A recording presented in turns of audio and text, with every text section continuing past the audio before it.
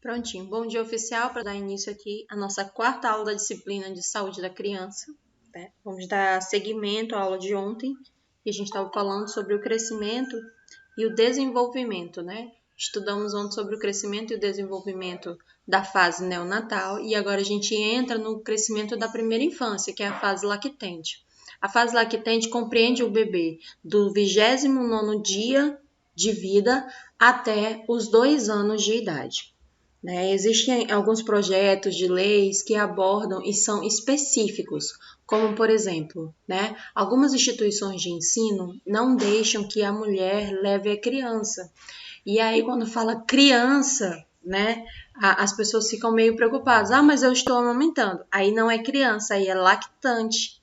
Porque a fase de amamentação, pela Sociedade Brasileira de Pediatria, compreende dos 29 dias aos 2 anos de vida. É a fase lactente. Então, não é uma criança, é um lactente. É a primeira infância. Saiu ali da parte de neonato e quando ele é neonato, a mãe não deve transportar essa criança em lugares públicos, porque ela tem ali o período de licença maternidade que lhe garante o direito de ficar em casa assistindo essa criança. Ah, professora, mas tem mulher que não tem carteira assinada e não tem um afastamento remunerado. Aí, para isso, entra o serviço social e aciona lá o INSS, que dá um suporte, não sei como funciona, mas existe um suporte que entrega um valor para a mãe mensal, de acordo com o número de filhos aí que ela tem. Isso é do INSS, não tem nada a ver com o Bolsa Família, tá? É o licença maternidade mesmo, que algumas mulheres que não têm carteira assinada têm direito para poder cuidar do seu filho nesse período. Daí, no segundo período, que vai dos 29 dias até os 2 anos, compreende o período da lactância. E esse período da lactância também é um período que a mãe deve ter cuidado com a criança. E a amamentação deve ser dada continuidade até pelo menos os 2 anos de vida da criança. É isso que recomenda a Sociedade Brasileira de Pediatria. Tem algumas crianças que necessitam do suporte nutricional da amamentação por mais tempo. Tem crianças que necessitam desse suporte por menos tempo. O que é indicado pelos pediatras? O indicado é que a criança passe a rejeitar. É a criança quem determina o momento de parar, assim como é a criança quem determina o momento de mamar, o início da mamada, o término da mamada, é ela mesma quem determina esse momento de parada. Então, não é saudável nem para a mãe, nem para a criança esse processo da retirada abrupta, tá? Você tem que ir retirando aos poucos, mas observando como é que está essa criança. A gente observa que geralmente quando a mãe ela quer tirar esse período da mama, ela quer desmamar o bebê ou que ela desfraldar o bebê, é um período que gera bastante desconforto para ambas as partes. E às vezes tem ali um retrocesso. A mãe acaba desistindo do processo e tem um retrocesso. Porém, quando é a criança quem decide, aí não tem perdas, Rapidinho o processo se adequa, porque a criança está dizendo, eu estou pronta, tá tudo bem. E isso ocorre por volta dos 2 anos. E é aí que entra a fase da irritabilidade, a fase da adolescência do bebê, porque são muitas mudanças para ele. Muitas mudanças ali ao mesmo tempo que está acontecendo. Então, ele está parando de mamar, ele está sendo desfraldado e ele está se vendo agora não tão mais dependente quanto antes, mas também não é tão independente assim. Então, entra ali o salto também do desenvolvimento neurológico e mistura tudo. E essa fase é compreendida como a fase da adolescência do bebê. Quem já passou sabe que não é nada fácil e que não tem nenhuma receita pronta para facilitar a vida da gente. Daí aqui, ocorrem as maiores e as mais rápidas modificações no desenvolvimento da criança, principalmente o neuropsicomotor. Crescimento neurológico, crescimento do desenvolvimento de movimentos do esqueleto. Ele tem mais movimentos, ele tem mais habilidade, e ele consegue se locomover de forma mais veloz, mais rápida, já não cai tanto, Porque já é uma criança que está correndo de um lado para o outro da casa e está aprendendo, se desenvolvendo e crescendo. E aí entra nesse processo aí do desfraude, do desmame, ele vai ficando mais independente. E a ordem do desenvolvimento dele é da cabeça para a cauda, ou seja, primeiro ele desenvolve as células neuronais, as células neuronais mandam esse comando para o restante do organismo e, consequentemente, todo o organismo se desenvolve, né? E ela também é de proximal para distal, ou seja, desenvolve primeiro o centro para depois desenvolver as extremidades. A criança evolui aqui, ó, de brincadeira com as mãos, brincadeiras de mãos, boca e pés e boca, né? Geralmente a criança ali, ela tá aprendendo que ela tem pé, ela tá aprendendo que ela tem mão, né? Então ela puxa ali o pezinho até a boca, observa, tem a fase fecal oral, né? Que é aquela fase que tudo que ela pega, ela coloca na boca, inclusive fezes, porque ela quer experimentar. É um processo também ali que a gente considera um processo de descoberta. É um processo do desenvolvimento. E fica aqui nessa fase, né? Entre 1 ano e meio a 2 anos de idade. De forma gradual, os ritmos do sono, da alimentação, da excreção vão se estabelecendo aqui, ó, a partir da presença e da ausência, né? Da alternância aqui materna. Quando a mãe volta para o ambiente de trabalho, ou quando a mãe deixa essa criança por um período maior sozinha, ou quando a mãe começa a perceber que a criança está ficando mais independente, a criança tende a estabelecer a sua própria rotina, né? Então, ali ela entra num processo gradual, vai regulando tudo. Processo do sono, processo da alimentação, processo das excreções. Então, a mãe já começa a se adaptar melhor à nova rotina e a criança também se adaptar à rotina de ausência da mãe. E é aqui que é um processo interessante de inserir essa criança no convívio social, né, de colocar essa criança nas creches. A maioria das creches aqui do estado aceitam crianças a partir dos 2 anos de idade. Porém, tem outras creches que só aceitam a partir do 3º ano de vida. As da rede da prefeitura estão pegando criança aí de 1 ano e 8 meses até 2 anos, tem que completar 2 anos até março, né? O período ali de março ou abril, dependendo da unidade, aceita também uma criança que faça aniversário até abril. E aí eles vão trabalhar esse processo da ausência da mãe, né, esse período maior de ausência da mãe, para regular essa questão do sono, para regular a questão da alimentação, da excreção. Às vezes a mãe não consegue sozinha. Ela precisa de ajuda, ela precisa de um suporte de fora, de uma visão de fora, de um ambiente diferenciado até. E aí entra os tios, as avós, né, para ajudar nesse processo. Porque quando a criança está próxima à mãe, ela tem um comportamento. Quando a criança está na ausência da mãe, ela tem um outro comportamento. E a mãe, compreendam que é o cuidador, tá? É a pessoa que cuida, que fica mais próxima da criança. Então, aqui ó, a criança aprende a diferenciar o dia da noite, ela tolera melhor a distância, né, entre uma mamada e outra, tolera melhor a distância entre uma refeição e outra, já consegue entender, por exemplo, você está andando com ela no meio do centro de Rio Branco, e ela tá com fome, e ela já começa a entender que daqui a pouco tem comida, agora não tem como, tá? Espera um pouquinho que a gente está chegando num lugar que você vai se alimentar. E a criança já tem essa noção, né, de que daqui a pouquinho chega, que vai dar tudo certo e que aquele tempo não é mais uma eternidade. Durante essa fase, os membros superiores vão se tornar gradativamente cada vez mais ágeis para alcançar, segurar e principalmente manipular objetos. E aqui a gente começa a perceber, né, que a criança ela começa a interagir com outras brincadeiras que exigem coordenação motora fina. Como, por exemplo, as meninas, né, elas vão começar ali a pentear os cabelinhos das bonecas, que já exigem uma coordenação motora diferenciada, com a ponta do dedo, né, movimento de pinça. Os meninos, eles já conseguem colocar, né, passar peças pequenas, né, de um ambiente para outro ambiente, como, por exemplo, passar uma linha ali, construir aquelas pulseirinhas de miçanga, aqueles colares de miçanga. Uma criança de 2 anos já tem essa habilidade, né? Ela tem ali uma certa dificuldade, mas ela consegue desenvolver. Então, nesse momento aqui, a manipulação, a coordenação motora fina, ela é essencialmente desenvolvida. Então, é legal a gente começar a estimular as nossas crianças para isso. E existem vários brinquedos pedagógicos de acordo com a fase que a criança está. Aqueles bloquinhos de montar, eles são sensacionais, tá? Além de trabalhar as cores, as formas e os números, ele é sensacional para o desenvolvimento. Eu lembro que quando as meninas eram pequenas, a gente foi andando lá pela Bolívia, encontramos um balde, era um baldinho bem colorido.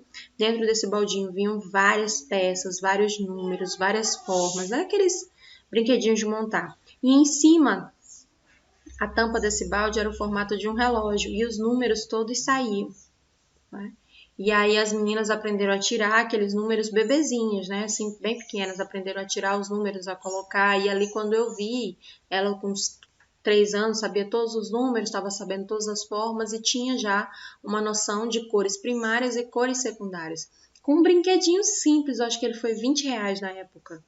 Né? E às vezes a gente não dá nada pelo brinquedo, mas ele desenvolve esse senso cognitivo, esse crescimento e esse desenvolvimento através ali da habilidade da coordenação motora, através da habilidade, né, do sistema locomotor, como por exemplo, quando você quer que uma criança desenvolva a habilidade, né, do sistema locomotor, de se locomover de uma maneira mais rápida, de uma maneira mais assertiva, né, e desenvolver ali bem a postura ereta, você brinca com ela com jogos que envolvam corrida, né? Como, por exemplo, futebol, como, por exemplo, de jogar um objeto e a criança ter que ir buscar para você, né? Tipo o boomerang que a gente faz. Isso é muito legal. Então, a criança ela se desenvolve ali, porque quanto mais o corpo dela é colocado em aquecimento, mais o sistema neurológico ele vai se desenvolvendo e coordenando melhor, porque é uma resposta de defesa do organismo. Você observa uma criança correndo, quando ela cai, a primeira coisa que a criança protege é a cabeça. É instintivo, porque é ali na cabeça, no sistema nervoso central, que vai vir todas as informações para o seu desenvolvimento.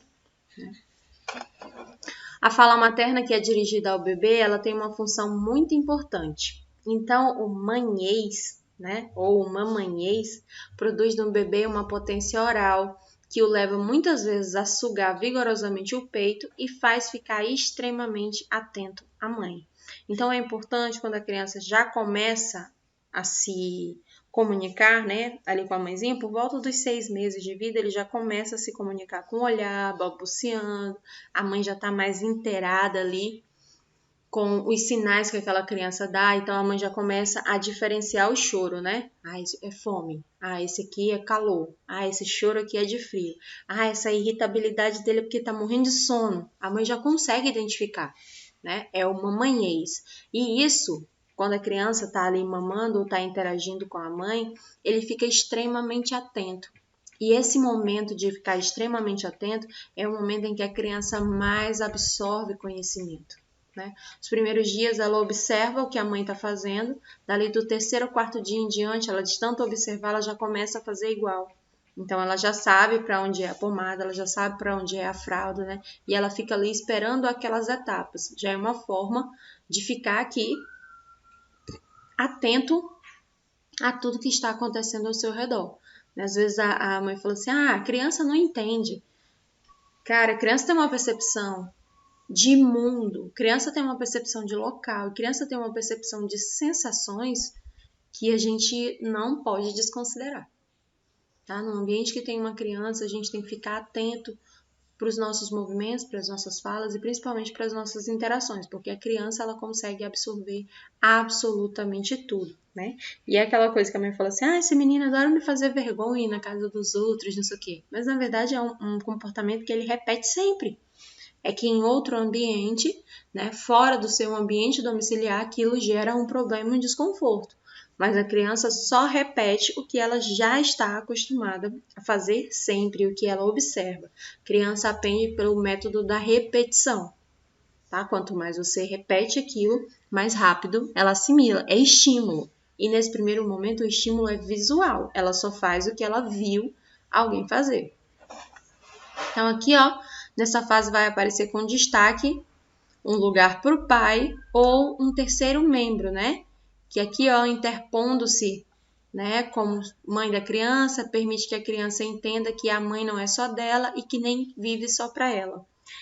Eu achei engraçado que uma vez as pessoas ficavam falando o meu nome, né? E a minha filha olhando assim, ficou olhando aí. Que teve uma hora que eu falei, o que foi, Mari? O que aconteceu? Ela falou assim, o seu nome não é mãe.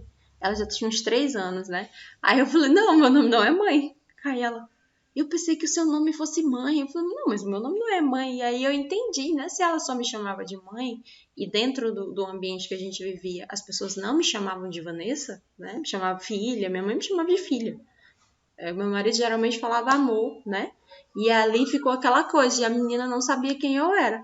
Gente, eu ria depois, mas eu ria dessa história, porque assim, se você não começa a inserir no cotidiano da criança que você tem uma personalidade, a criança acredita que o mundo é você e ela. Então ela precisa dessa convivência. Ela precisa entender que tem terceiras pessoas nessa relação, né? Que por mais que a mãe seja mãe solo, né, que não tem ali uma presença paterna, mas que essa mãe tem uma mãe, que tem um pai, que tem uma tia, que tem um primo, que tem um patrão, né? Que tem ali outras pessoas. Então esse momento da convivência, ele é muito importante para o desenvolvimento da criança. Porque do contrário, ela acredita que o mundo é ela e a mãe e não tem mais ninguém. Daí a mãe não consegue trabalhar, a mãe não consegue estudar, e a mãe fala assim: ai, minha criança é muito apegada comigo. Isso não é saudável, gente. Não é saudável nem para a mãe e nem para a criança. A criança precisa conhecer outros ambientes, conhecer outras pessoas e saber que vai ficar tudo bem na ausência da mãe. Né? Até porque a mãe não vai ficar ali à disposição o restante da vida. Tem algumas mulheres que conseguem, né, se fazer presente, mas aí é uma geração de adultos que ninguém tolera, ninguém consegue ficar perto. Né? Porque é um mundo perfeito, é um ambiente perfeito.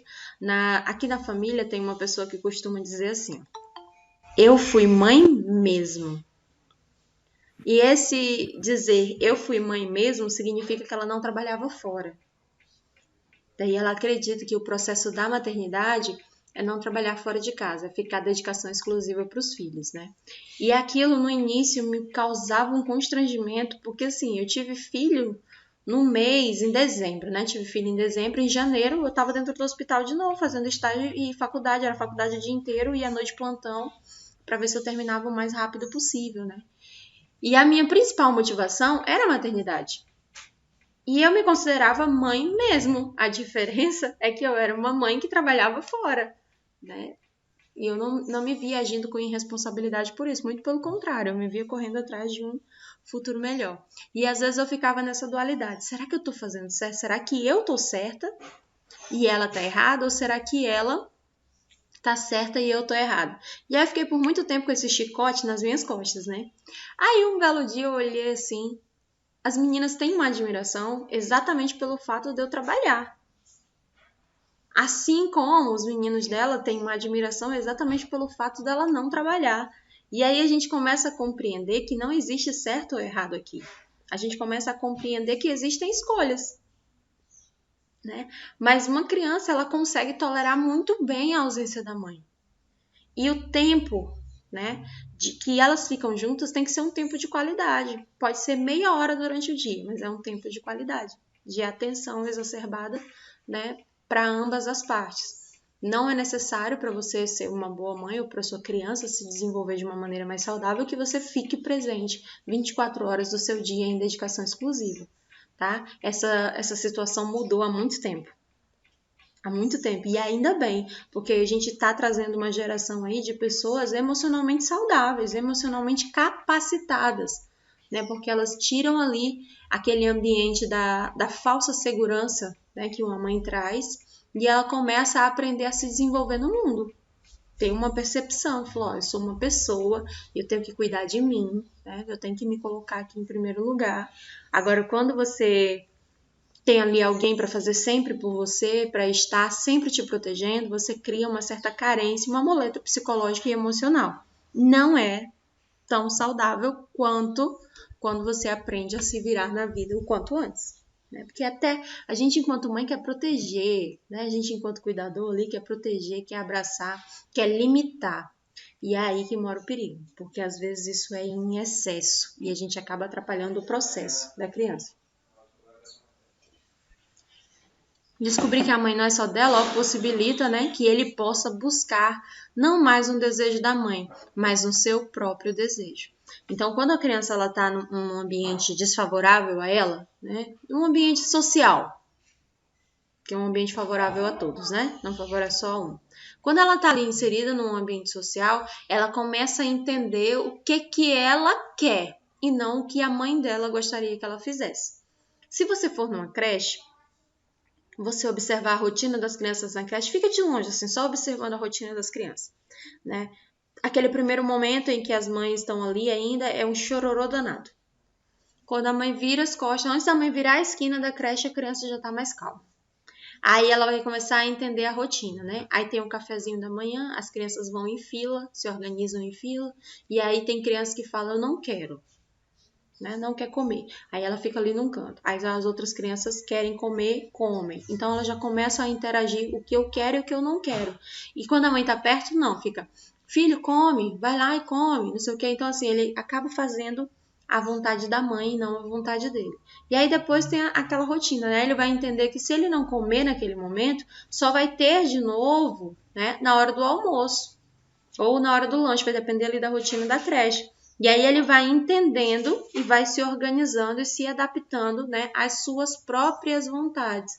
Ele vai aprendendo a controlar o processo do sono, o processo da fome e o processo ali de eliminação dos esfíncteres, como por exemplo diurese e evacuação. A capacidade neuromotora dele, está a serviço do seu eu e não a serviço, né, do desejo de conhecer. Então aqui, ele fica no desejo de conhecer e de dominar um ambiente que ele rodeia.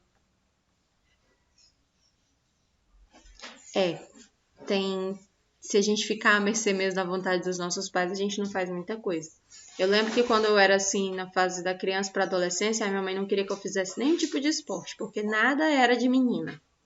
Capoeira não é de menina. Fazer aula de violão não é de menina. Natação não é de menina, vai ficar toda musculosa. Não tinha nada de menina para fazer. E tinha dia que ela implicava até com as bonecas. Brincar de boneca não é coisa de menina, isso é besteira. Não é coisa de menina. Tem que tomar cuidado e aprender coisas úteis. Né? Então, assim, se eu fosse fazer tudo que minha mãe queria, hoje eu não sabia fazer era nada. Só trabalhar. Que isso aí não era bobagem não, nem coisa de menino. Era normal, tinha que fazer. Né? Então, assim, aqui, quando a gente começa a ficar um pouquinho mais longe do ambiente, né, domiciliar, a gente fica ali a serviço do eu. Eu quero fazer xixi, eu quero comer, né? A gente começa ali a se perceber no mundo. Então, assim, as crianças vão aprender a caminhar, alcançar o objeto que ela quer, né? Se separam das suas mães, abrem portas e começam a descobrir o mundo. E quanto mais cedo isso acontece, melhor para ambas as partes, né? O meu marido tem uma prima que ela não trabalha fora, ela se dedicou à maternidade. E aí a menina dela tava com 4 anos já, e sempre alguém falava, tu pensa em colocar na creche? E ela falava, não, Deus me livre, minha filha na creche. E aí, filha única, né? E aí até que chegou um momento que a criança já com 4 anos e pouquinho, 4 anos e meio mais ou menos, falou assim, mãe, por favor, deixa eu ir pra creche. Todos os meus amigos estudam, só eu que não estudo. E ali a criança foi apresentando uma melancolia, né? Foi ficando mais triste, e chorava, e pedia pro pai dela comprar mochila, ela era aquela coisa toda. Daí, quando ela finalmente deixou a criança ir pra escola, a criança foi pra escola 1 semana e chegou a pandemia. Aí ela fala, ai meu Deus, eu não vejo a hora da escola voltar, porque a minha filha estava tão feliz na escola, tão feliz, que eu não sei por que eu não coloquei antes. Então, assim, aquele senso de proteção, né? E a criança, quando chegou na escola, aquele ambiente, e ela conseguiu se ambientar facilmente, porque lá só tem criança da idade dela, né? E assim, existem situações extremas que podem acontecer na creche, a gente conhece vários relatos, né, de histórias difíceis, existem. A gente não pode fechar os olhos para isso. Mas, enquanto pais, a gente consegue identificar a situação de risco, né? E a gente tem que confiar nesse processo, a gente tem que confiar na relação que a gente estabelece com a criança. Eu lembro que as minhas 2 filhas mais velhas estudaram numa creche maravilhosa, meio período, a creche era incrível. E a mais nova eu coloquei na mesma creche, só que eu coloquei o dia todo. E a gente teve um problema sério com o pessoal da tarde, né, do período da tarde, assim. E durante 1 ano eu fiquei, será? Não sei, acho que não. E não sei o quê. E aí um belo dia a Heloísa já conseguia, a oratória dela era muito boa. Ela, por volta dos 3 anos, ela relatou uma situação que eu falei, não, agora não vai dar não. E não era algo muito grave, sabe? Eram coisinhas assim mas que ela não passava por aquilo em casa. Como, por exemplo, ficar de castigo trancada no banheiro. né? E assim, ela não ficava com a porta do banheiro fechada em casa nem com o pé. Ela chorava, ela gritava, se fechasse a porta, ela chorava. E antes ela ficava. Inclusive, quando ela entrava no banheiro, ela fechava a porta e falava assim, ninguém entra, né? Aquele processo ali da independência da menina e tudo, que eu acho muito legal. E aí ela começou a deixar a porta aberta e chorava muito, ficava muito irritada se falasse em fechar a porta. E aí um dia, né, ela chegou e falou, mãe, é porque o professor me deixa trancada no banheiro de castigo. Aí eu fico, como assim, me deixa trancada no banheiro de castigo? E aí eu fui entendendo, aí eu observei, eu falei assim, mas você fica lá fora no banheiro? Ela falou, não, mãe, na minha sala tem um banheiro. Daí, no dia da visita da creche, eles não mostraram esse banheiro pra gente. Daí eu cheguei lá um dia e falei assim, tem banheiro na sala de aula? Ele falou, tem. Aí me mostrou onde era o banheiro, né? Aí eu olhei, aí a porta, ela conseguia passar por baixo se ela quisesse, porque a porta, ela, né, só fecha a metade. Então, ela tem um espacinho para cima, para que um adulto consiga meter a mão e pegar a criança, caso a criança fique trancada, né? E tem um espacinho por baixo para a criança passar, né? Ter essa perspicácia de passar. Aí eu falei para ela, eu falei, Elô, então por que você não sai por baixo? Ela falou assim, mãe, se a gente sair, a professora disse que vai bater. Eu falei, ah, não, aí deu ruim. Aí não vai dar certo, não. Daí eu conversei com outras mães, né? Fui devagarzinho, assim, para as outras mães perguntarem para as crianças delas também se isso estava acontecendo. E aí mais outras 4 crianças relataram a mesma história. Aí a gente foi lá, eu decidi tirar, né? A criança da creche, decidi retirar ela, ela ficou fora da creche por um período e foi para, depois de um ano, ela foi para outra escola, né? Uma outra situação, uma outra realidade. Então, assim, eu ainda sou a favor da creche. Né? Tem pessoas que trazem malefícios e situações complicadas, né? Mas eu ainda sou a favor dessa cultura porque eu penso no desenvolvimento, no crescimento, né? E ali também, mesmo passando por uma situação delicada, uma situação chata, foi frustrante, né? Foi difícil lidar, foi difícil, assim, ver a professora e o professor e não querer agredir, foi muito difícil, né? Mas a gente tem que ser racional e, além de racional e humano, tem que ser inteligente. Né? Tem que atuar. Então, eu fiz de uma maneira não que eu fosse lá e externasse a minha raiva, a minha dor, mas de uma maneira que aquele problema não se repetisse mais com nenhuma outra criança.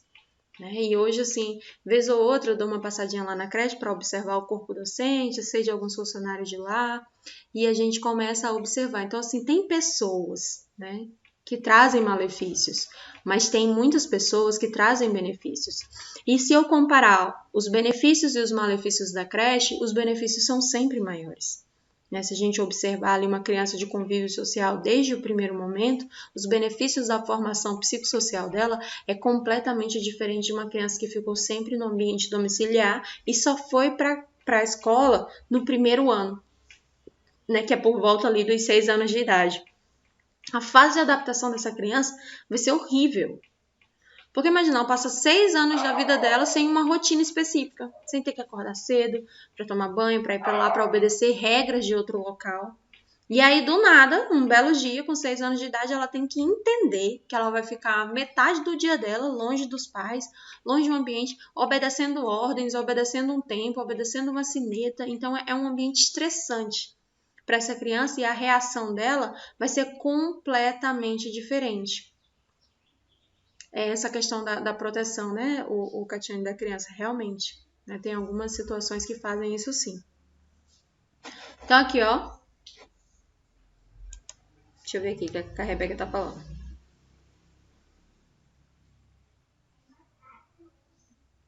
Rebeca, eu também sei desses casos, né? Porque os professores, eles não estão preparados para a educação especial. E aí, o que foi feito, né? Foi colocado à força as crianças da educação especial na intenção de incluir, né? Eles empurraram aí goela abaixo e os professores não têm habilidade para isso. Para você trabalhar com uma criança da educação especial, você precisa, né, de uma qualificação profissional diferenciada. Mas aí as políticas do governo, eles não pensam nisso, né? Eles querem simplesmente com esse papel agora da inclusão, eles acabam excluindo. Porque quando o professor tem uma criança, né, que tem uma atenção diferenciada na sala de aula, ele tem que minimizar, né, ele tem ali que planear o conteúdo de uma forma que inclua aquela criança que tem uma dificuldade. de percepção. Só que na intenção de incluir uma criança que tem uma dificuldade de percepção, ele exclui 29, porque geralmente são 30 crianças numa sala, né? Ele acaba excluindo 29. E aí essas 29 vão num ritmo mais lento para incluir aquele. A mesma coisa, às vezes, a escola faz. Quando eu tenho um aluno que tem dificuldade, em vez de eu trabalhar para esse aluno que tem dificuldade de acompanhar os outros, não, eu tenho que diminuir o ritmo para que o aluno que está com dificuldade acompanhe os demais. Então, eu acho que nesse processo de incluir um, a gente acaba excluindo 29. Né? Porque eu não acho justo, não. Eu acho que a educação tem que ser inclusiva, mas ela não pode excluir para incluir. Como, por exemplo, aqui a Escola das Meninas, né? A gente está no momento da aula online. Só que no caso da escola pública, não tem aula online. Tem um grupo de WhatsApp em que os professores mandam as atividades. Eu sento com as meninas e faço sem nenhum suporte da escola. E uma vez por semana, tem um professor que aparece aí num canal aberto e fala algumas coisas. E pronto. Né? E aí o ritmo de estudo das meninas era completamente diferente, porque a escola delas é 7.4 no IDEB, é uma escola muito boa, apesar de pública, é uma das melhores, né? Então, assim, ela tinha um ritmo muito bom. E agora, para planear as outras escolas, para equiparar, né, esse ritmo caiu. Então, as meninas estão no 4º ano vendo coisas do 2º ano, elas estão em retrocesso. Daí a minha filha até fala, ai mãe, não vou assistir não porque o professor é mais burro que eu falo, olha, essa menina, difícil, né? Pois é, minhas filhas são desse nível. Desse nível, minhas crianças. E aí ela não quer mais assistir. Aí eu perguntei para a professora, falei, por que vocês não fazem, né? A ideia daí da plataforma, falei para ela gravar um vídeo, soltar o vídeo explicando a atividade, uma explicação mínima do conteúdo para que voltasse a ser interessante. Aí ela falou que tinha crianças na sala que os pais não tinham condição nenhuma. Nenhuma. E que nem no grupo do WhatsApp eles conseguiam participar. Aí eu falei assim, são quantas crianças? Aí ela falou 2. A sala tem 28 crianças. Para incluir 2, eles excluíram simplesmente 26 crianças. Não seria mais fácil assim a gente utilizar da inteligência? Não seria mais fácil cada pai dá R$1. O pai das 26 crianças, né? A gente daria R$1 ali. 2, vamos colocar 2. Nós iríamos arrecadar aí aproximadamente R$60. Colocaria crédito no celular desses 2 pais, né? Dessas 2 crianças, e eles teriam acesso ao material também. Isso é inclusão. Não eu excluir, né? 26 crianças porque 2 pais estão em situação de risco e não têm condições de colocar crédito no celular. Então, isso não é inclusão, gente. E eles vêm empurrando goela abaixo que uma forma de incluir, né, é essa. Isso não é inclusão, isso é excluir. Você exclui, né, quem está podendo fazer para incluir aquele que não tem a mínima condição de fazer. Vocês já pensaram em estágio de vocês ser cancelado porque algum aluno não tem condição de comprar o sapato ou a roupa específica? Vocês já pararam para pensar nisso? Aí, gente, foi cancelado porque a Neide não está tendo condições financeiras. Não é muito mais fácil a gente ajudar a Neide? E aí todo mundo se ajuda, não é? Mas aí não, isso é inclusão. Vamos incluir. Não, isso não é inclusão. Isso é excluir. Né? Isso não é equidade. E aí eles estão brincando com a nossa inteligência quando eles falam essa situação. Né? Tá difícil para os professores. Eu não estou dizendo que tá fácil, não. Né? A gente está aqui nesse universo, a gente sabe, tá difícil para o aluno, tá difícil para o professor, não tá fácil para ninguém. Mas existem medidas que podem ser tomadas que vão ajudar. Por exemplo, né? As outras instituições de ensino do segmento técnico estão paradas nesse período de pandemia. As instituições do segmento de nível superior voltaram muito depois. Quem que voltou primeiro? Quem que está à frente dessa situação? CETEAC. CETEAC deu o pontapé inicial. Alessandro, a aula da menina. O CETEAC, ele trouxe aí, né? Ele deu esse pontapé inicial. E as outras instituições vieram em busca, né, da metodologia que a gente estava utilizando. Mas por que o CETEAC fez isso? Porque a maioria dos professores são especialistas em educação inclusiva, e a maioria dos professores tem pós-graduação em tutoria EAD, né? Eu lembro, até brinquei, eu falei, quando a gente faz um curso lá atrás, a gente não imagina que vai dar aula online para tutoria EAD, né? Mas aí tivemos acesso a essa pós-graduação que tinha essa fase da tutoria EAD lá em 2015. Então ficou fácil para a gente, porque não era um ambiente tão novo assim. A gente já tinha ali uma noção. Não tinha aplicado nada, mas a gente já tinha tido, né, o conhecimento mínimo. Então, assim, tá difícil? Tá maravilhoso o sistema EAD do CETEAC. Mas é a única instituição que ainda tem. Né? Foi a instituição aí que deu um pontapé inicial e que trouxe, né, esse ambiente aqui que está tornando isso possível com todas as dificuldades inerentes que todos nós sabemos quais são. Né? Mas ainda assim a escola não excluiu todos os alunos. E tem aluno que não tem condições de acessar a plataforma todos os dias, que não consegue, ou por horário, ou por falta de internet, né, e tudo mais. Aí o que a gente faz para esse aluno? Elabora a apostila e deixa lá na instituição e faz todas as avaliações pautadas na instituição. Eu tenho aluno que entrega lá na escola, né? Ele entrega lá na escola as atividades e eu busco lá na escola para corrigir. Esse aluno não é excluído, porque ele não tem condições de acessar a plataforma, entendeu? Existe uma metodologia diferente de avaliação para ele. E cabe a mim, como professora, promover isso para incluir esse aluno. E não excluir todos vocês, porque um só não tem condições. Por exemplo, hoje, eu estou com quantos alunos aqui na plataforma? 13 alunos, né? Somos 13 aqui na plataforma. Só que desses 13, eu estou logada em 2. Eu sou 2, né? Então, estamos em 11 aqui na plataforma. 11 alunos. A turma de vocês tem 48. Se por falta do restante eu resolvesse não dar aula hoje, como era que ia ser? Não é muito mais fácil eu dar aula e gravar para os outros que não têm condições de assistir? Não é? Então, tudo isso é pensado aqui em metodologia ativa, nessa intenção de abraçar, de incluir. Isso é inclusão. Né? Não a gente entregar uma pessoa que tem uma necessidade diferenciada para uma pessoa que não tem a mínima capacidade de trabalhar. Né? Michael, vocês não iriam concluir nunca. Eu dou aula em outra instituição também que está parada. Está parada desde março de 2020 e, consequentemente, todas as turmas estão paradas, não voltou nem para estágio. Nada. Né? A única instituição assim, desse segmento é o CETEAC. Estamos enfrentando algumas dificuldades, mas né, a gente tem que falar. Ah, tá, desculpa, Marcos. Mas eu falei Marcos, não?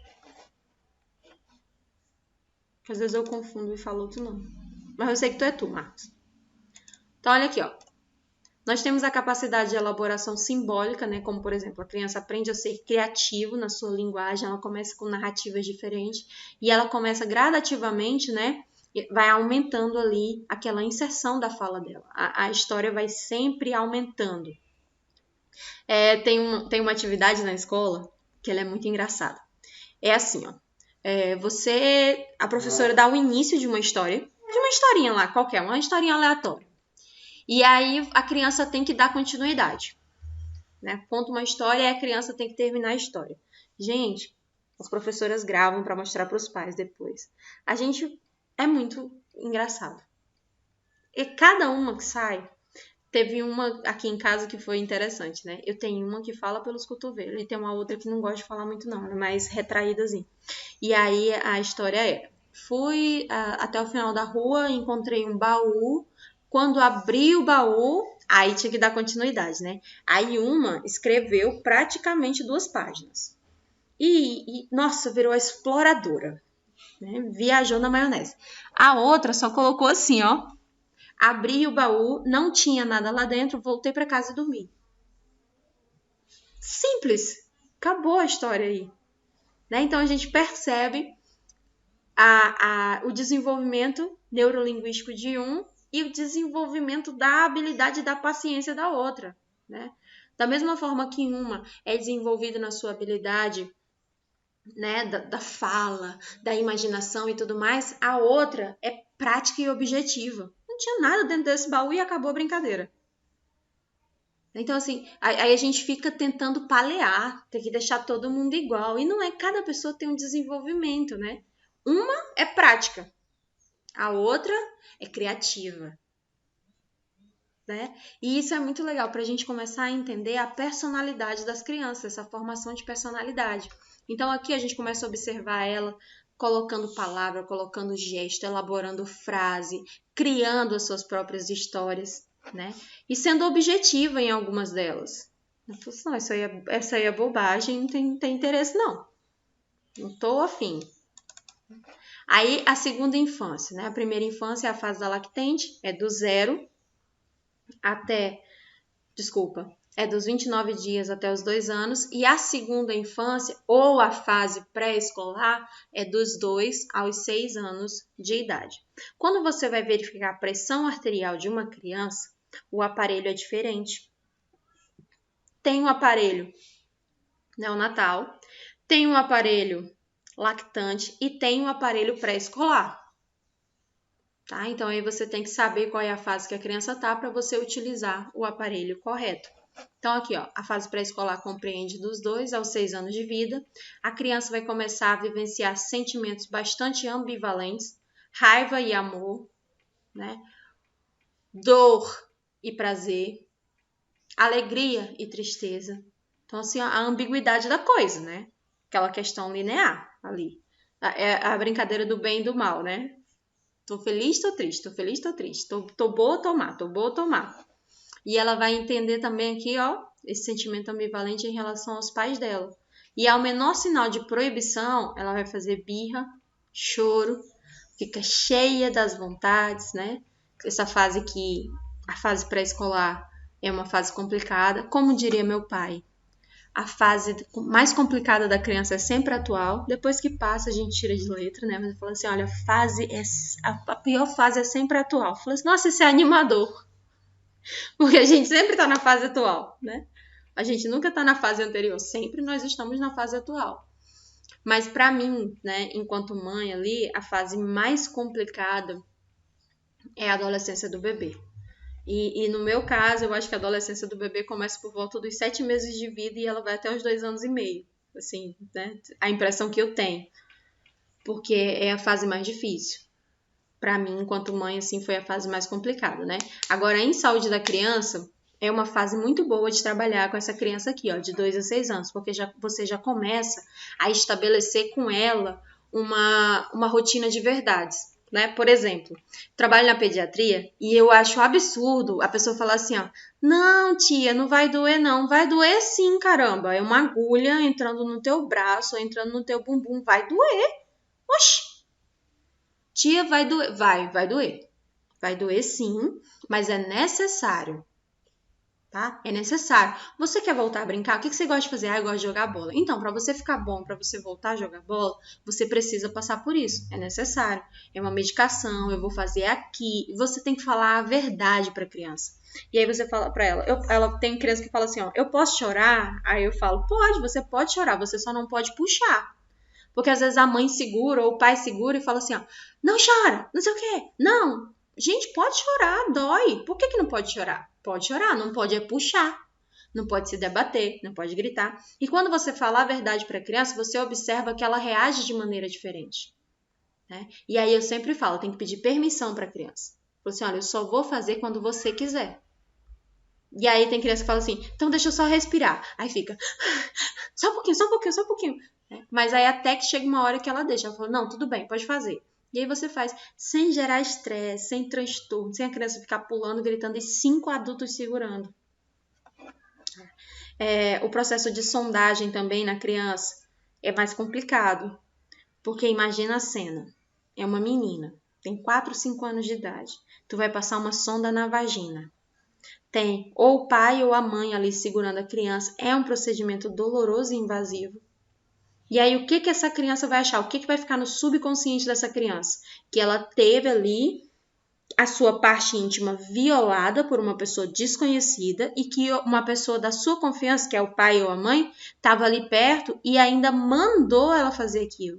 Não, tá tudo bem, era alguém para me proteger e foi alguém que me expôs a uma situação difícil. Então eu sempre falo, né?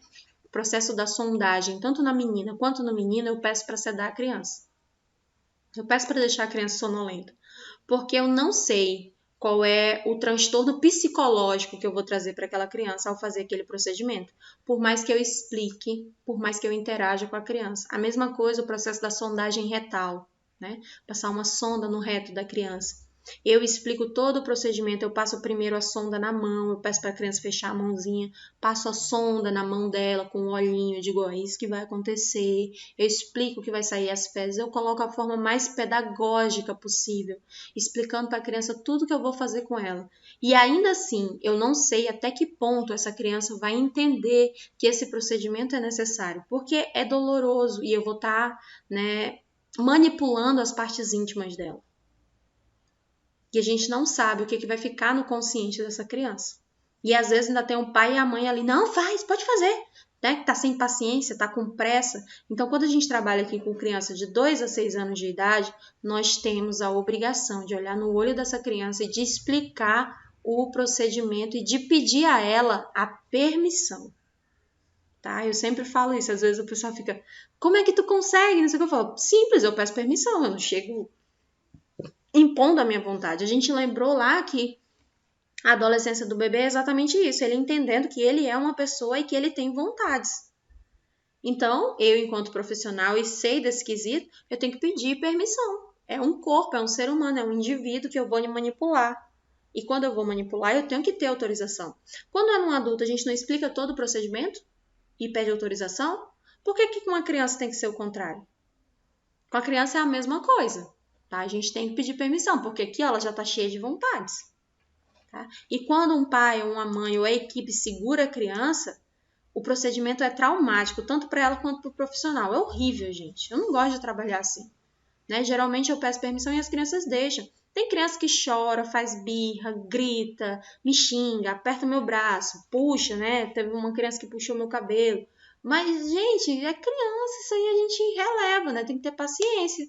E esperar o momento certo para interagir. Não adianta fazer, né, de qualquer jeito. Agora, depois que eu trabalhei na pediatria, tem algumas mães que me procuram para administrar medicação. Né? E aí tem crianças que só falam assim, ó, eu só quero se for naquela lá, na boazinha. E aí teve uma história engraçada, que foi um menino que ele era autista, né? Ele é autista. Aí quando as meninas iam puncionar ele, ele falava assim, eu quero a bonita, eu quero a bonita. E adivinha quem era bonita? Era eu.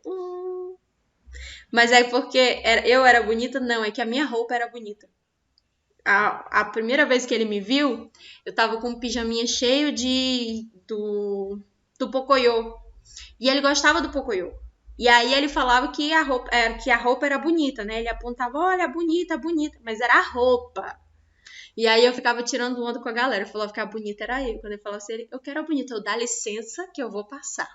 Né? Mas não era que aquela criança, eu pedia permissão para ela não se sentia violada, apesar dela ser autista, dela ter dificuldade na percepção da minha fala, porque essa criança ela tinha muitas dificuldades com a oratória, ela não falava frases, né, total, ela utilizava assim uma palavra para se comunicar como se ela estivesse dizendo tudo, era uma palavra só.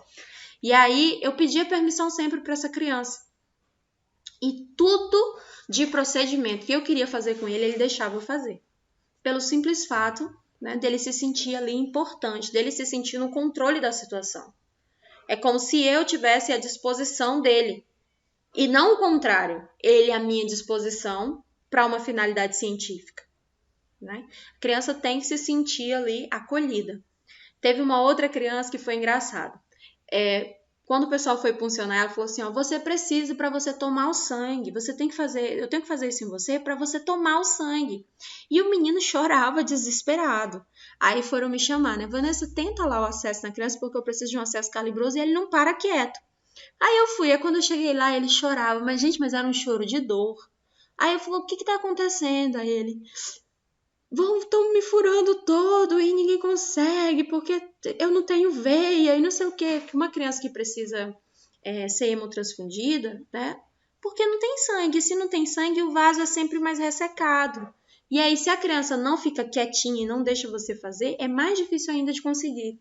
E aí eu falei assim, olha, eu preciso puncionar você. Aí mostrei a bolsa de sangue, aí coloquei, né, o suporte lá na equipe, coloquei tudinho direitinho. Eu falei assim, eu preciso para você se sentir melhor, porque o sangue vai fazer isso, vai fazer aquilo, vai fazer aquilo. Aí eu falei assim, mas para isso eu tenho que te furar. Você tem medo da agulha? A agulha é essa. Aí mostrei, né, a agulha. Eu falei, a agulha não fica dentro, só vai ficar dentro do mandril. Aí fiz assim, né, que era de silicone e tal. Ele olhou para mim e falou assim, não, tia, não tem problema, pode furar. Mas beber o sangue é que eu não quero beber. Gente, eu não aguentei. A criança achava que ela ia beber o sangue, era por isso que ela estava chorando desesperada. Ela não estava com medo da agulha. Ela não estava com medo da punção. É porque todo mundo dizia para ela que ela tinha que tomar o sangue. O que ela entendeu? Que ela ia beber. Ela entrou em desespero e falou, não, tia, pode furar, mas beber o sangue eu não vou, não. Menina, mas eu ria. Eu falei assim, o quanto que a gente é idiota, né? Em nenhum momento ninguém explicou para a criança o que ia acontecer. E ele achou que ele ia beber o sangue. Ele não estava preocupado com a agulhada, ele estava preocupado de ter que beber aquele negócio. E aí, quando eu mostrei para ele que ia escorrer pela mangueirinha, que ia passar, né, por aquele siliconezinho que ia ficar dentro da veia dele, mas que para isso eu precisava furar, aí ele entendeu que ele não ia beber. Ele falou, não, tia, não tô com medo de furar, você pode furar, eu só não quero é beber o sangue. Gente, eu fiquei uns 2 dias, toda vez que eu lembrava dessa história, eu caía na risada. Criança é assim, traz esse universo pra gente. E mostra o quanto que a gente é imbecil em algumas situações, né? Porque é normal falar assim, você vai tomar o sangue, vai tomar o sangue. Como assim tomar o sangue? Vou botar num copo e vou beber? Como é que vai ser isso? Eu vou sugar no canudinho? Né? Não, tipo aquele filme lá dos vampiros, né? Que a mulher bebia o sangue no canudo. Não é assim. Então, na pediatria, a gente tem que ser claro e objetivo, porque a criança é clara e objetiva. Né? Ela não entende meio termo, meias palavras. E tem histórias na pediatria que dá livro, né? Mas essas, assim, eram as mais legais. O Bonita também, nunca esqueci dele. E até hoje tem algumas mães que procuram para fazer a administração da medicação na criança exatamente por isso, porque a criança deixa. Né? Mesma coisa, ficar ali sufocando o menino para tomar um comprimido ou para tomar um licor, um elixir, um xarope. Às vezes a mãe fica ali correndo, se bate, o menino vomita, joga fora. Calma aí, não é assim. Vamos sentar e vamos conversar, vamos explicar para a criança. A criança ela tem que se sentir no controle. Ela tem que fazer porque ela quer, né? Então ela começa a perceber aqui, ó. Ela começa a conhecer o outro, ela começa a saber que ela tem que esperar a vez dela, ela gosta de participar das brincadeiras com outra criança, como, por exemplo, jogar, negociar, mas ela também gosta de brincar sozinha. Nesse universo dela, ela consegue brincar sozinha. E ela também identifica e percebe a diferença entre a palavra falada e o movimento corporal e a postura correspondente. Então, não adianta você tentar enganar a criança, não, porque nessa fase aqui você não consegue. Tá? Que ela percebe que o que você fala não condiz com o teu movimento corporal e completamente diferente da tua postura correspondente. Ela consegue diferenciar, tá? Então é comum nesse período aqui, ó, ter algumas manifestações como, por exemplo, o medo, principalmente medo do escuro, medo de água, medo de animal e medo. Porque ela tá ali na fase de descoberta. Como que o profissional vai fazer o acompanhamento dessa criança, o desenvolvimento, né? Nos primeiros anos de vida lá, o período que o tecido nervoso central mais cresce e mais amadurece. Então, está sujeito aqui a mais agravos. Então, a saúde da criança é muito mais delicada. Devido à sua grande plasticidade, que é a capacidade do cérebro aqui, ó, de realizar novas funções. Ele está na fase adaptativa. Então, também nessa época que a criança melhor responde a todas as terapias e aos estímulos que ela recebe do meio ambiente. Daí a importância na vigilância do desenvolvimento infantil. E o que é essa vigilância? Compreende todas as atividades que estão relacionadas à promoção do desenvolvimento e à detecção de problemas no desenvolvimento. Então, durante a atenção primária, da saúde da criança é um processo que a gente vai fazer aqui, ó, de maneira contínua, flexível e vai envolver informações dos profissionais de saúde, dos pais, dos professores, né, e de outras pessoas que têm um convívio direto com essa criança. Esse processo da vigilância ele é muito interessante, principalmente para a gente descobrir se a criança tem algum transtorno psicológico, tá? Ou psicológico, psiquiátrico ou neurológico, como por exemplo agora o autismo, né? Que é uma síndrome neurológica, uma condição especial da pessoa. Uma condição diferente, na verdade. Uma condição neurológica diferente.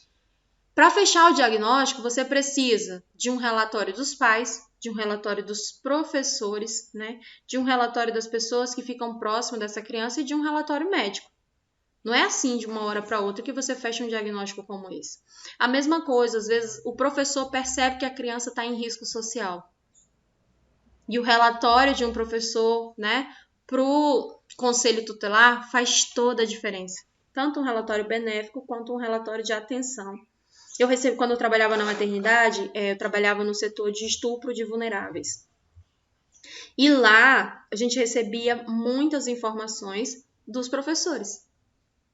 Os professores levantavam essa possibilidade e solicitavam avaliação médica, tá? E isso é comum e é normal. Tanto, mas professora, solicitar uma avaliação médica sem o consentimento dos pais? Sim, porque a criança tem direito ao serviço de saúde, tanto que quando você vai matricular o seu filho, você leva o cartão de vacinação, todos os registros da criança e principalmente o cartão SUS. Porque se precisar, né, você tem os dados da criança para solicitar uma avaliação.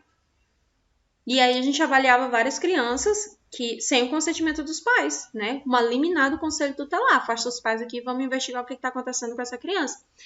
E em 100% dos casos, os professores tinham razão. A criança estava sofrendo algum abuso, algum agravo.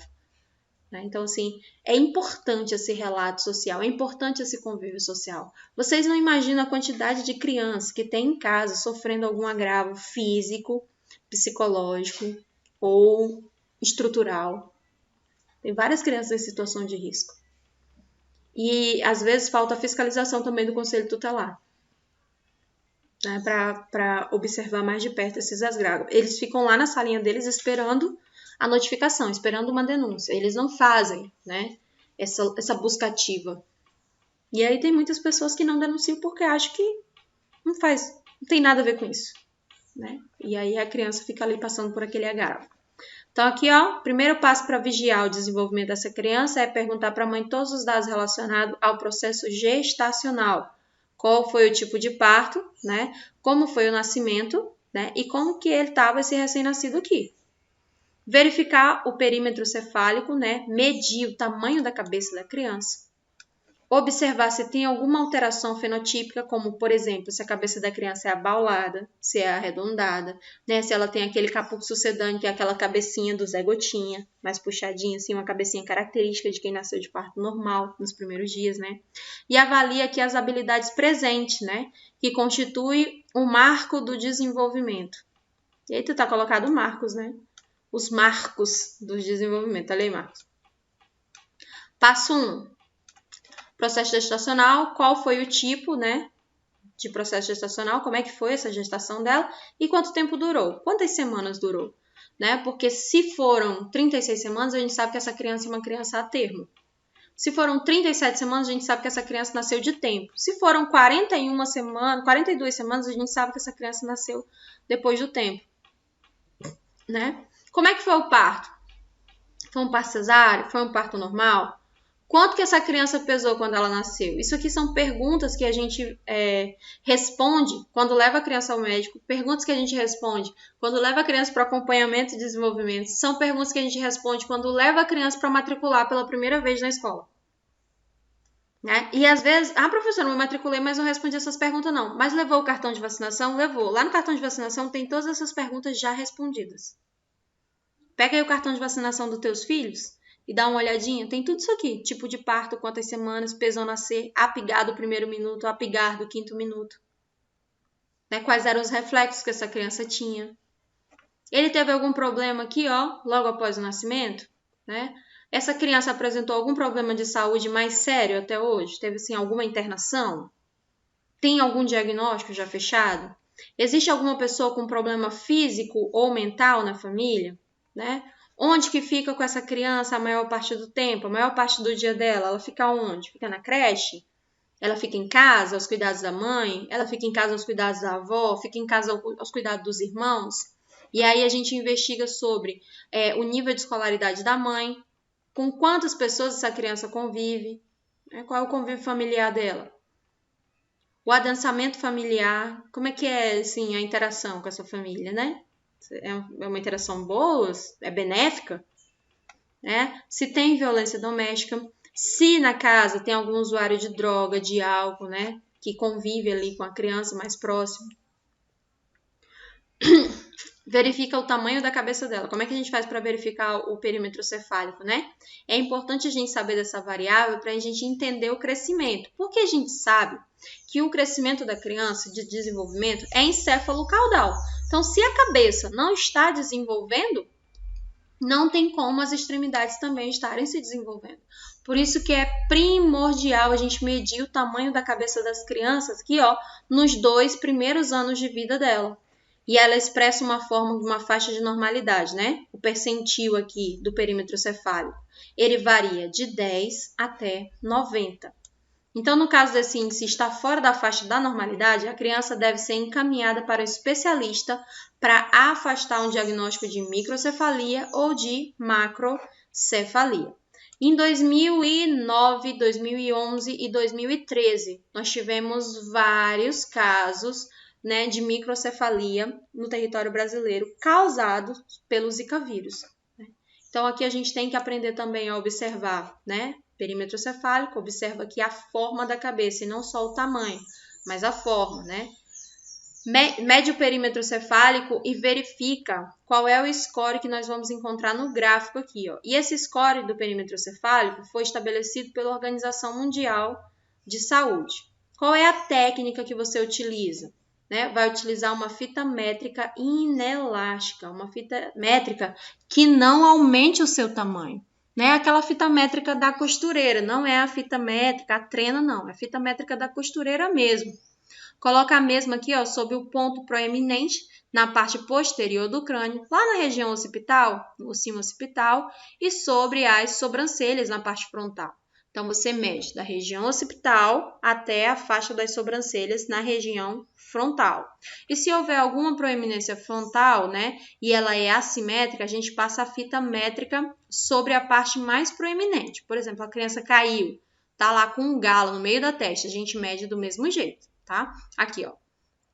Acima da cabeça, na parte frontal, e atrás da occipital, aquela fita métrica mesmo da costureira. A gente compra ela baratinho e para a saúde da criança a gente precisa.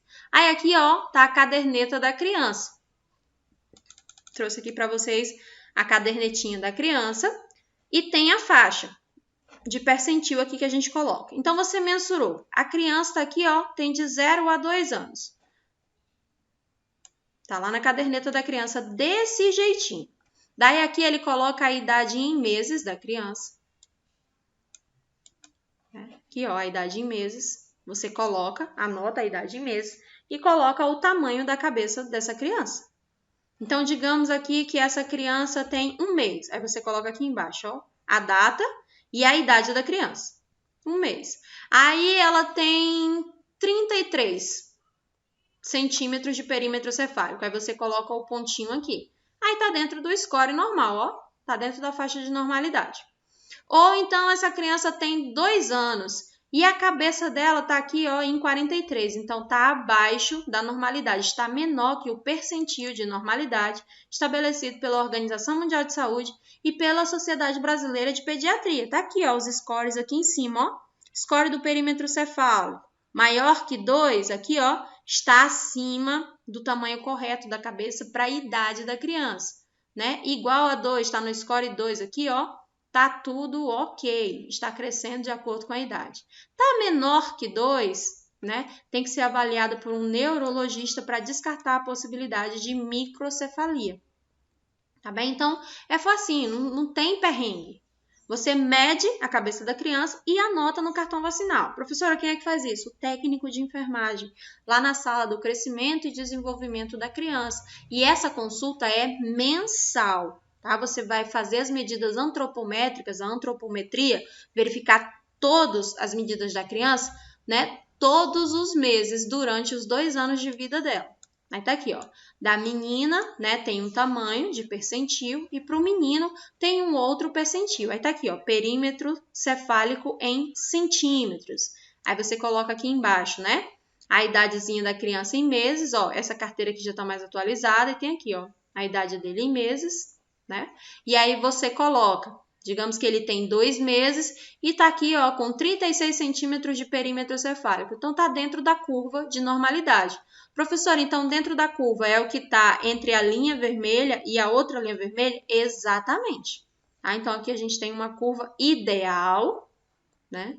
Aqui, ó, a verdinha é a curva ideal, né? E temos ali um limiar que está dentro do esperado. Porque, por exemplo, é o que eu falei para vocês ontem. A criança tem 6 anos, ou 6 meses de vida, né? Ontem ela tinha 5 meses e 29 dias. De ontem para hoje, não tem como ela ter evoluído tudo isso e começar a devorar o mundo. Ontem ela só mamava e a partir de hoje ela tem que comer todos os alimentos que entregarem para ela.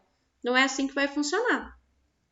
Então aqui a gente tem essa escala, né, dentro de um tempo aqui, ó, esperado. Mesma coisa. Criança tem 1 mês, aí a cabecinha dela deu aqui, ó, 35. Mas aí na próxima consulta ela já pode ter se desenvolvido e tá aqui, ó, em 37. Então tá ali dentro do esperado, né? Um pouquinho mais lento, mas ainda dentro do esperado, não tem com o que se preocupar. Outras alterações que a gente observa aqui, ó, implantação baixa das orelhas. Quando a orelha ela é mais abaixo, né, da posição normal que era para estar, isso indica, tá, que essa criança tem síndrome de Down. Olhos afastadinhos aqui, ó, olhos muito afastados. Fenda palpebral oblíqua, tá, aqui, ó.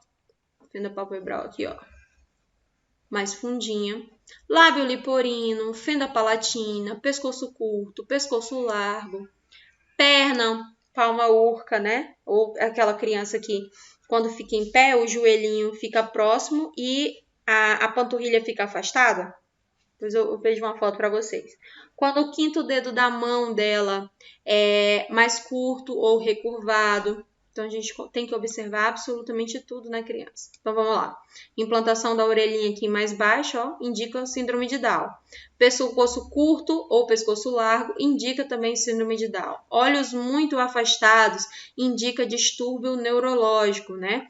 Quando aqui, ó, a prega palmar é única, dificilmente essa criança ela tem a habilidade de reflexos de pegada, e isso indica também distúrbio neurológico, uma criança que tem paralisia cerebral. Fenda palpebral oblíqua, né, ou o quinto dedo da mão mais recurvado, indica também síndromes a nível cerebral, síndrome de desenvolvimento neurológico. Lábio liporino, essa criança pode evoluir para óbito porque ela não consegue se alimentar. Nem sempre quem tem lábio liporino tem fenda palatina, né? Lembra do palato lá? Esse ossinho aqui do céu da boca? É o palato, né? Fenda palatina é quando o palato não se fechou. E aí essa criança tem complicações, ela precisa, né, de cirurgia. Até o momento da cirurgia, ela se alimenta por sonda. Então, ela pode morrer por inanição. Tá? E aqui tem uma equipe que faz a cirurgia plástica nas crianças ainda bebezinho. Quando nasce com fenda palatina e lábio liporino, são várias cirurgias até corrigir. Agora, quando nasce só com lábio liporino, é muito mais fácil de corrigir, porque é uma cirurgia mais simples, tá? Nem sempre o lábio liporino faz fenda palatina. Quais são os fatores de risco, né, para doenças neurológicas? Ausência do pré-natal ou pré-natal incompleto, hospitalização no período neonatal, né?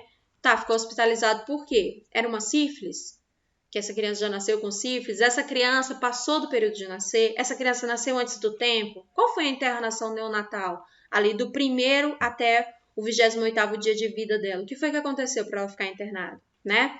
Violência doméstica, depressão materna, droga, alcoolismo, tá? Entre os familiares e principalmente suspeita de abuso sexual. meningite, traumatismo craniano, convulsão, problema na gestação, problema no parto ou problema durante o nascimento, quando a criança é prematura, baixo peso quando nasce, caso de deficiência ou doença mental na família, icterícia grave, icterícia, né, é a ausência da vitamina D. A vitamina D estimula o crescimento e o desenvolvimento das crianças, assim como a vitamina A também. Então, se a criança tem icterícia grave, né, é a falta da vitamina D. Então, o desenvolvimento dela é um desenvolvimento mais lento, é um desenvolvimento prejudicado. Devemos também avaliar todas as habilidades do desenvolvimento, né? E aqui a gente vai perguntando para a mãe o que acontece. Existem marcos tradicionais, tá? Esse marcos aqui é de marcar. Marco, tradicional, né? Então, essas referências vão constituir aqui a abordagem sistemática para a observação dos avanços da criança, né? Durante esse tempo. Marcos, eu acho que eu achei tua profissão, é saúde da criança. Então, tá aqui, ó. A base para o instrumento de avaliação. Qual que é? Aí tem aqui, ó, instrumento de vigilância do desenvolvimento da criança. Vocês estão percebendo que a gente não cria absolutamente nada? A gente só segue o passo a passo. Então, tá aqui, ó. O que uma criança de 0 a 12 meses tem que fazer? Então, a criança tem aqui, ó, 1 mês. Deita a criança na superfície plana. E aí a criança movimenta os braços. E os bracinhos dela ficam flertidos, né? Ela fica ali mexendo os bracinhos e as perninhas. Aí você coloca aqui a idade de 1 mês e coloca se ela tá fazendo isso. Ah, tá fazendo isso. Então, ok. Aí, ó, observa o rosto, né? Ela começou a fazer isso com quanto tempo? Ah, com 5 meses. Então, a gente vai colocando aqui. A gente só vai alimentando essa planilha. Então, aqui do lado tem tudo que é para ela estar fazendo. E aqui do lado a gente coloca a idade, né? A idade que ela tá. Colocamos aqui a data. Né? Digamos que hoje ela tá com 5 meses. A gente coloca aqui que a gente avaliou e essa criança está fazendo isso hoje, aos 5 meses de vida. Daí a gente tem como saber quando nasceu o primeiro dentinho e tudo mais, né? Aí tá aqui, ó, desenvolvimento. Observa o rosto, né? Escuta o som, eleva a cabeça, sorriso inicial quando a gente conversa com ela, emite algum som, movimenta os braços e antebraços, né? Localiza o som, aí tudo isso aqui a gente vai observando se a criança faz, né? E vai alimentando a planilha. Os pais também, eles costumam alimentar bastante essa planilha aqui. Ah, o filho falou papá, o filho falou mamá, aí coloca lá. Tá aqui, ó. Registro na escala de percentil, né? Processo da dentição, tá? O inciso central inferior, o processo de erupção dele é dos 6 aos 8 meses de vida, né? E ele cai de 7 a 8 anos de idade. O inciso central superior, os dentinhos da frente, ele nasce com 5 ou 7 meses de vida, né? Que é essa escala aqui, ó. De 5 a 7 meses, e ele cai por volta dos 6 a 7 anos de vida. Gente, geralmente a idade em meses que o dente nasce é a idade em anos que a criança vai perder, né? A minha filha mais velha, o primeiro dentinho dela, nasceu quando ela tinha 3 meses. Quando ela tinha 3 anos, o dentinho dela caiu, né? Por volta ali dos 3 anos e pouquinho, o dentinho caiu. Então, geralmente é com o mesmo mês que o dente nasce, é com o mesmo mês que o dente vai cair. Às vezes a criança tem já 8 anos e não perdeu nenhum dentinho. Aí a gente vai lá na carteira de vacina dela, no percentil, e verifica com quantos meses nasceu o primeiro dente dela. Ah, o primeiro dente dela nasceu, ela estava com 8 meses. Então, ali por volta de 8 anos e meio, o dentinho dela vai cair. É uma questão de tempo. Eu tenho uma amiga que a filha estava já ia fazer 9 anos quando perdeu o primeiro dentinho. Né? Tem crianças que demoram um pouquinho mais para esse processo do botão dentário sair. Então, de acordo com a idade que nasce o dente, tá? É com a idade em anos, a idade em meses que nasce o dente, é a idade em anos que ela vai perder. Então, aqui, ó, os primeiros molares por volta de 10 a 16 meses e a criança perde por volta dos 10, 12 anos de idade. E por aí vai. Aqui, esse processo da dentição foi um processo muito rápido, tá? Aqui em casa, todo mundo nasceu os dentes rápido e já perderam os dentes. A mais velha vai fazer 10 anos e ela já perdeu até as presas, né? Que a gente fala aqui, ó, que é os primeiros molares. Ela já perdeu. E ela ainda vai fazer 10 anos. Né? O processo da dentição dela começou muito cedo e agora, né, ela tá mudando, trocando esse processo de dentição também muito cedo. E aí, qual é a complicação disso? Qual é a fase mais complicada? É que ela pode perder também os dentes mais cedo, né? Porque ela já tá com dente permanente por volta dos 10 anos de idade, já tem todos os dentes permanentes, só tá faltando ali os sisos mesmo, né? Virem.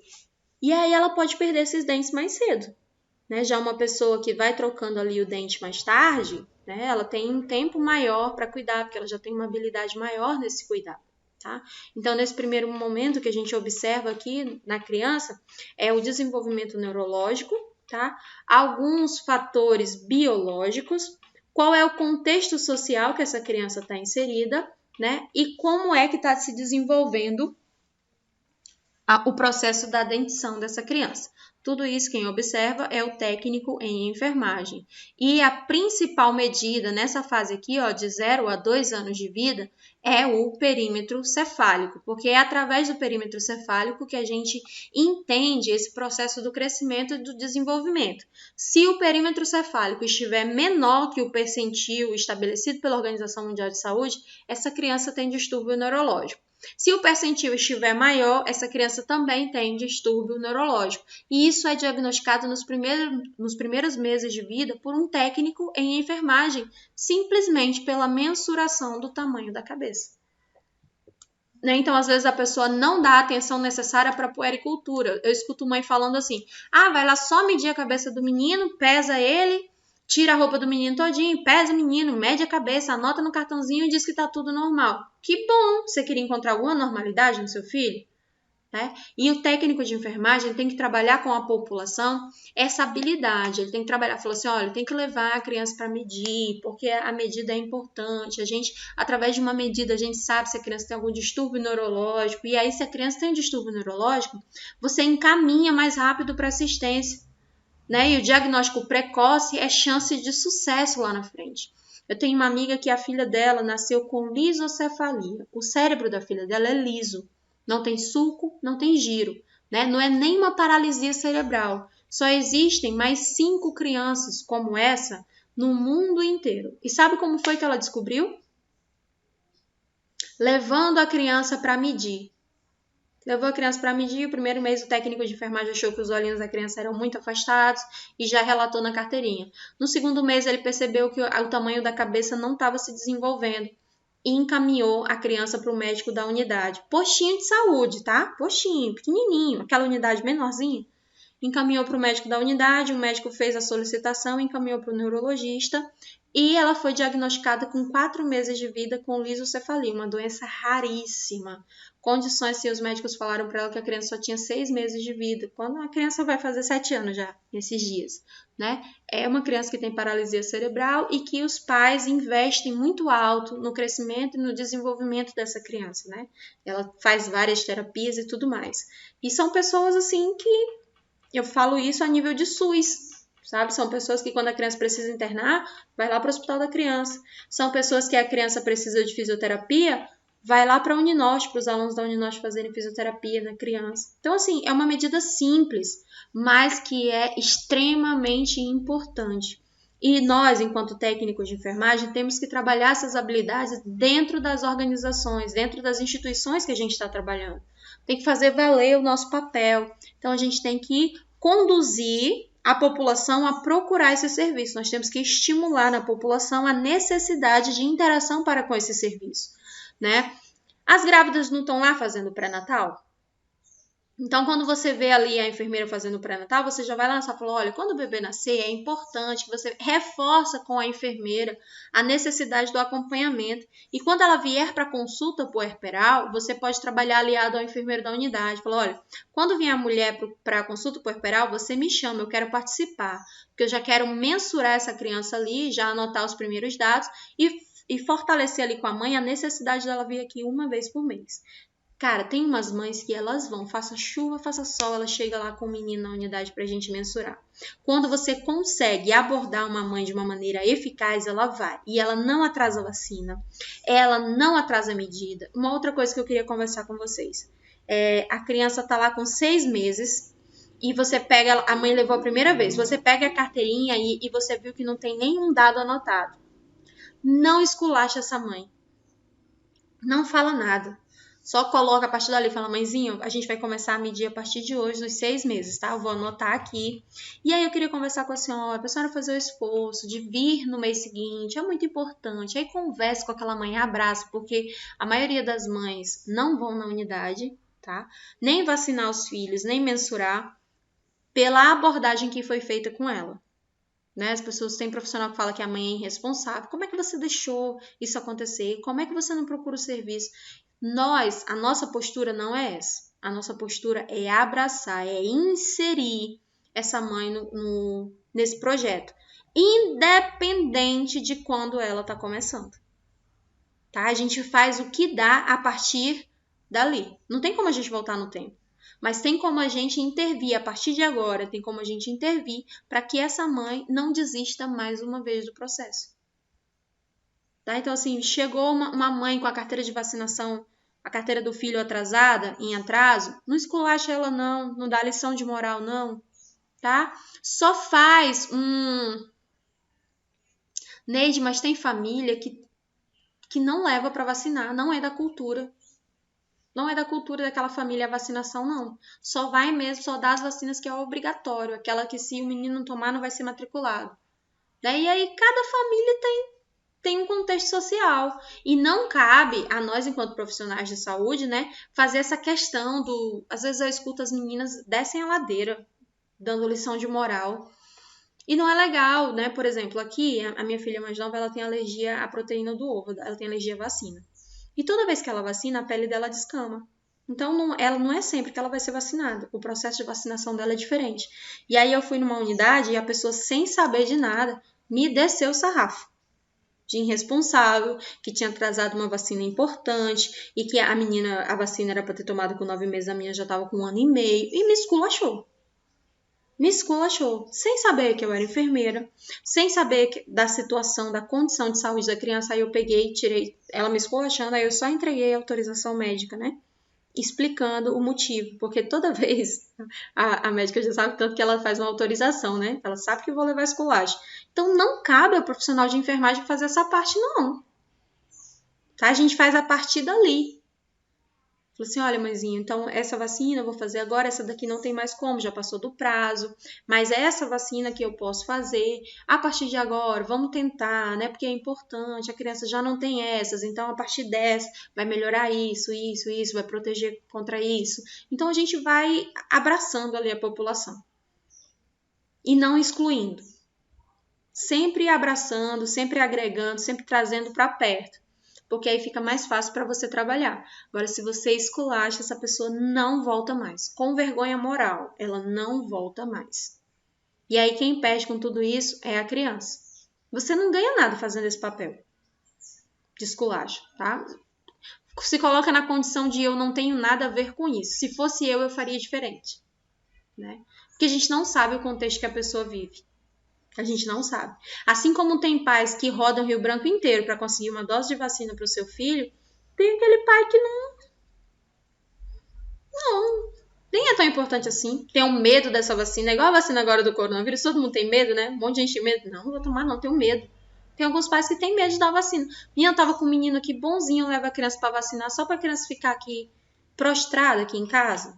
Né? A reação da vacina dos 4 anos, o meu sogro queria me matar. Quando ele viu a menina puxando a perna e febre alta e aquela confusão toda. A menina tava boa, você levou a menina pra tomar essa vacina, olha aí como essa menina tá, não sei o quê. Então tem algumas pessoas que ainda pensam assim. Né? E cabe a nós, enquanto profissionais da saúde, abraçar essa população. Tá? A gente não pode excluir ela não, porque se a gente exclui, aí o bicho pega. Se a gente desqualifica uma pessoa como pai ou como mãe, aí já era. Ela não agrega mais ao sistema, tá? Ela desiste mesmo, porque é um processo difícil. Tem mães que trabalham que aí todo mês tem que pedir para chegar mais tarde no trabalho ou para sair mais cedo para levar a criança para medir, né? Então já é toda uma dificuldade. Aí no dia que ela leva, ela ainda pega um esculacho, né? E tem vacina que só pode ser feita em dia de quarta, tem vacina que só pode ser feita em dia de sexta, e ainda tem tudo isso, pra gente equilibrar com a nossa vida profissional, né? É difícil, mas nós conseguimos. Se a gente se acolher, a gente consegue ali inserir todas as crianças, né? O ideal seria... Tem pai, vocês sabiam que tem pai que só vacina nas campanhas de vacinação? Sabe por quê? Porque é um domingo. E aí domingo geralmente as pessoas estão em casa. Aí leva e aproveita e faz logo tudo. Porque o próprio sistema, às vezes, ele dificulta, né? Tem vacina que é só dia de quarta.